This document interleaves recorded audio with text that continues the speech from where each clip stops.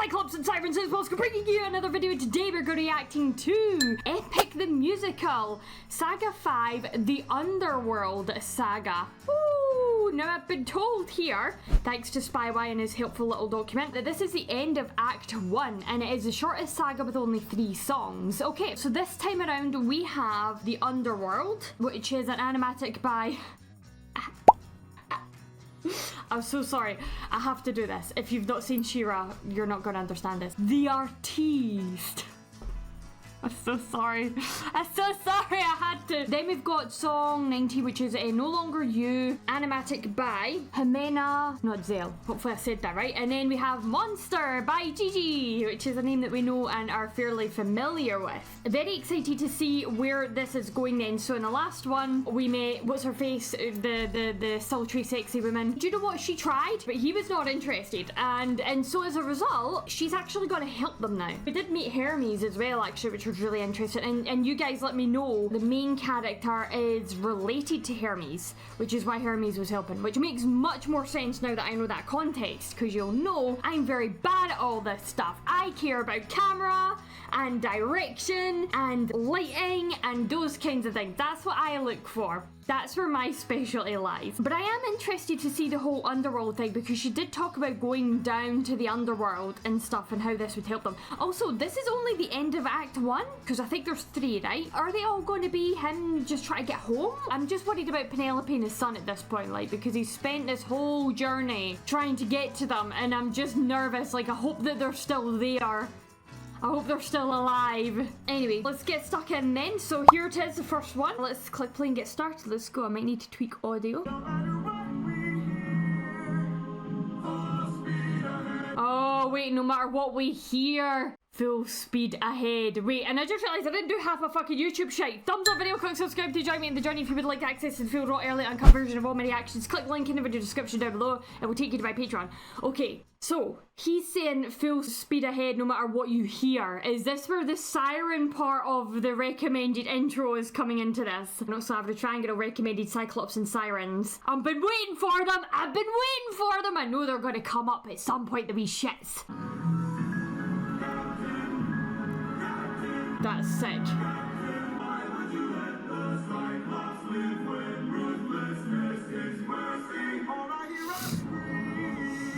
Well, to be fair, you wouldn't have encountered Sidon if you had listened to him and opened that bag. I do think you probably should have killed the Cyclops too. I knew that that was going to come back, but you guys opened the bag. There was only so much he could have done in that moment. How long has it been? How long? Oh, that animation is really cool though. Really cool how they've animated the water in that style. I really like that. That's really simplistic yet so detailed, which I know is a complete oxymoron. Lines like that to represent water is giving Wolfwalker vibes. I don't know, have you guys seen Wolfwalkers? See the water, see the like simple lines that they've got of the water. It's giving like that kind of vibe when she like splashes onto the character. It's giving that exact same kind of technique, that like white line vibe. Simple technique and so effectively, beautifully done.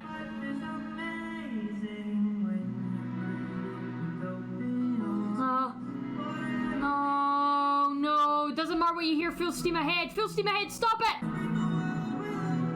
Don't. Oh, I'm sorry, buddy.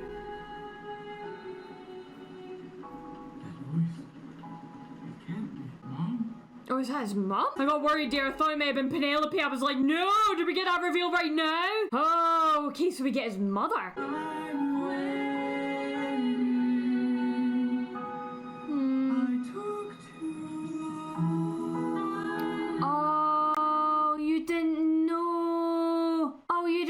She'd passed. Oh no, buddy, you were gone for 12 years.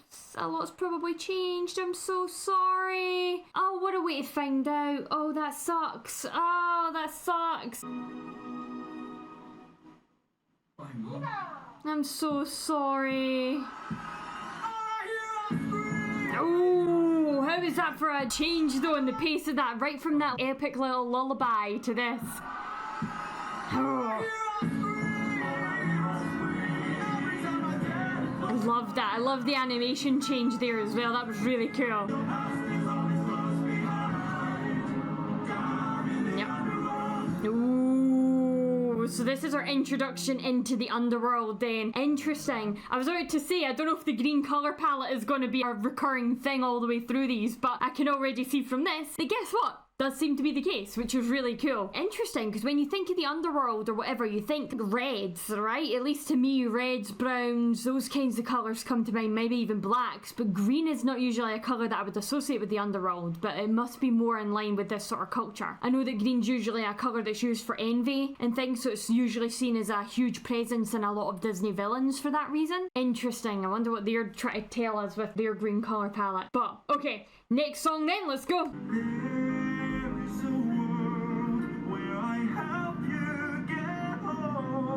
Okay, how do we do that? No, why not?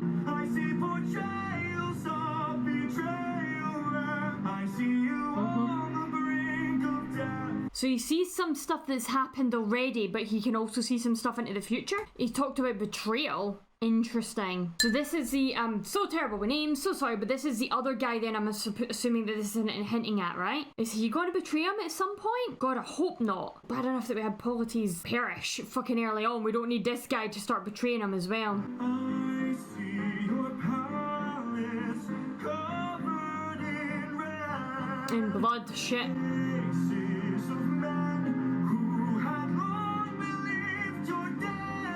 Oh shit. Well yeah, that's fair though, you've been gone for 12 years. As shitty as it is, probably a lot of people would think that you were dead at this point. I see a man with a trail of bodies.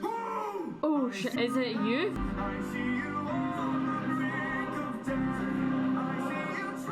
Okay, that's really cool though, like the animation there. It's simple movement that they've got going on, but it's fairly really effective in how it sort of like brings him to light. He's talking about him dying, drawing his final breath, but I thought he said, at least the way that I was reading it, that the man that returns home is him but isn't him, aka he's been through and suffered so fucking much that he's not the same person when he goes back home. But maybe some of these events are out of order, maybe that still happens and is still the case, and then he perishes, then he draws his final breath.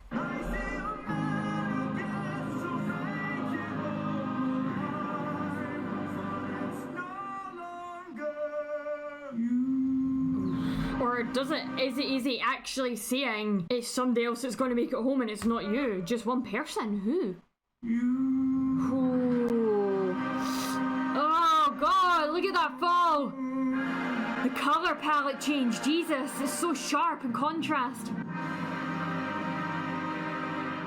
How is he meant to keep going after that? I would give up. How do you keep going after that? Because there must have been points at times throughout these like 12 long years that they've been gone that you would think about giving up, right? Just me? I don't know. But like, I would.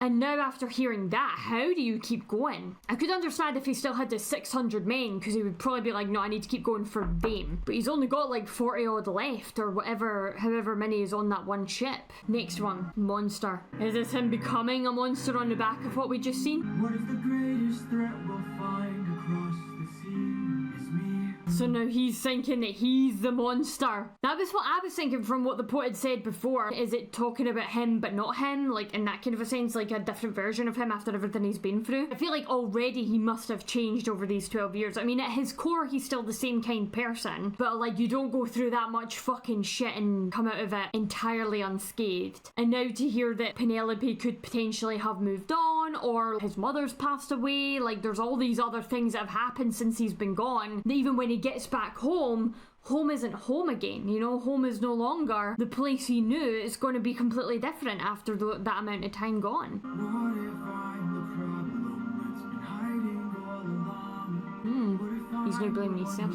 What if I've been far too kind to fools, but a monster to ourselves? Oh, now he's questioning every decision that he's ever made. Yeah, like too many acts of kindness has maybe came back to bite him in the ass, although he did drop the baby. But I still feel like that's going to come back up because that was like the very, very, very first part of the saga. And so that's got to loop right back around. That's going to be relevant. Otherwise, why do it? That's coming back. I don't know in what capacity, in what way, shape, form, flavour, that's coming back around. But I love now that he's taken that moment to question himself if his being kind to like the Cyclops and like he's now starting to feel responsible for absolutely everything that's happened. Oh, hi, baby. Elijah's on the robot.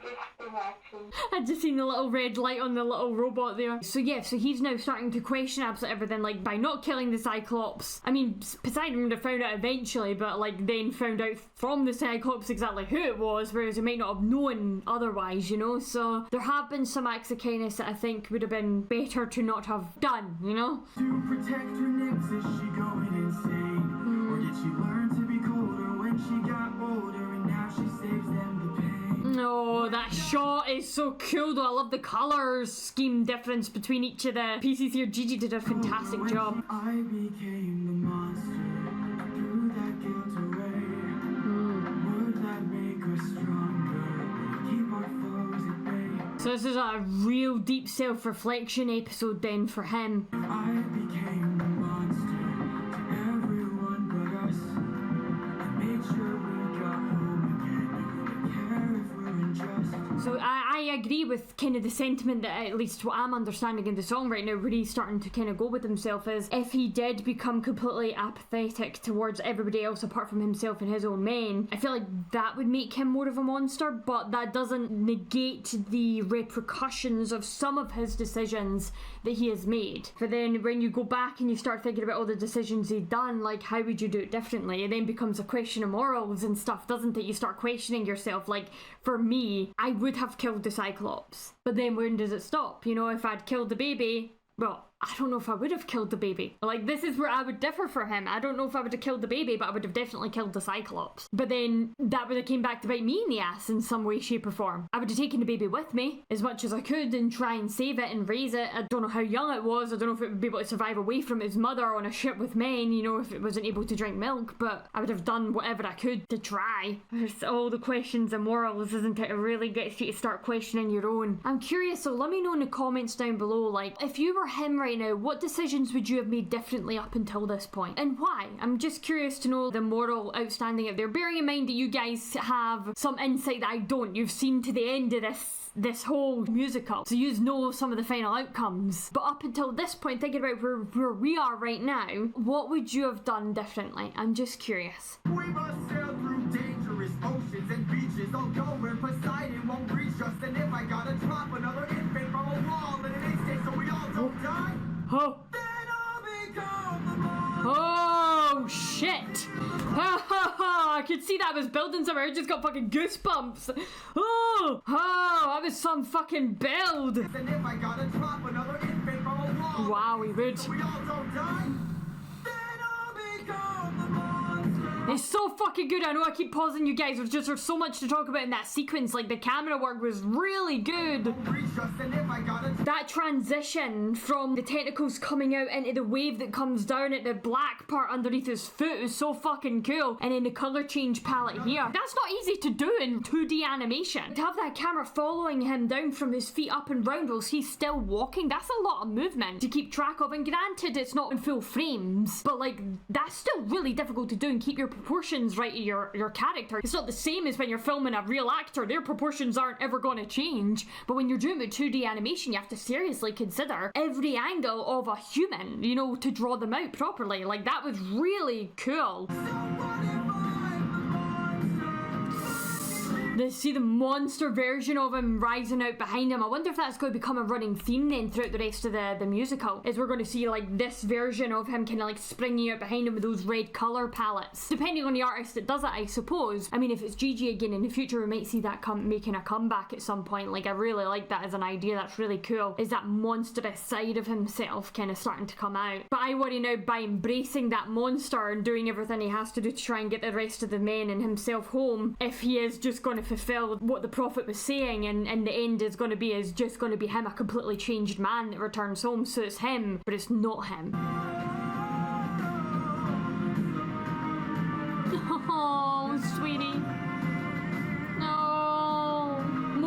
please. We need to see more men like that. We need to see more men being not just affectionate, but being vulnerable. I feel like it's really important for young boys to see that, and everybody else, really, to be honest, because, yeah, believe it or not, this might come as a shock to people because of how media portrays them, but men are human.